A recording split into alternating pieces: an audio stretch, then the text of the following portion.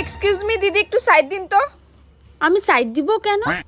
কারণ আমি ওইদিকে যাব। আপনি ওইদিকে কি করতে যাবেন? ওইদিকে আমার কাজ আছে তাই। আপনার ওইদিকে কি কাজ আছে? আশ্চর্য তো, ওইদিকে আমার কি কাজ আছে সেটা আমি আপনাকে কেন বলতে যাব?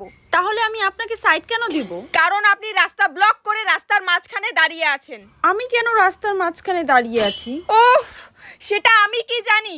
আপনি জানেন না, তাহলে আপনি আমাকে সাইড দিতে কেন বললেন? হে ভগবান, কারণ আপনি রাস্তার মাঝখানে দাঁড়িয়ে আছেন। আপনি কি করে জানেন আমি রাস্তার মাঝখানে দাঁড়িয়ে আছি? কারণ আমি আপনাকে নিজের চোখে দেখতে পাচ্ছি। আপনি আমাকে নিজের চোখে দেখতে পারছেন, তাহলে আমি আমাকে নিজের চোখে দেখতে পারছি না কেন?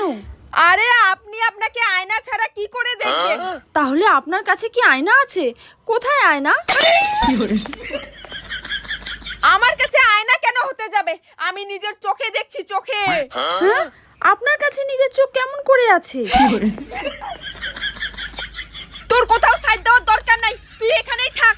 আমি এইখানে কেন থাকবো? তা তুই যেখানে খুশি সেখানে যা। আমি যেখানে খুশি সেখানে কেন যাব? ভাই, তোর কোথাও যাইতে হবে না, কিচ্ছু করতে হবে না, তুই দয়া করে আমাকে ছাইড়া দে।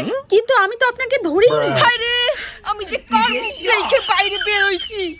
কেন নিজের মুখ দেখে? একদম ঠিক বলেছিস ভাই তুই। আমি বাড়ি যাই। বাড়ি কেন? আপনি তো এই দিকে যাচ্ছিলেন।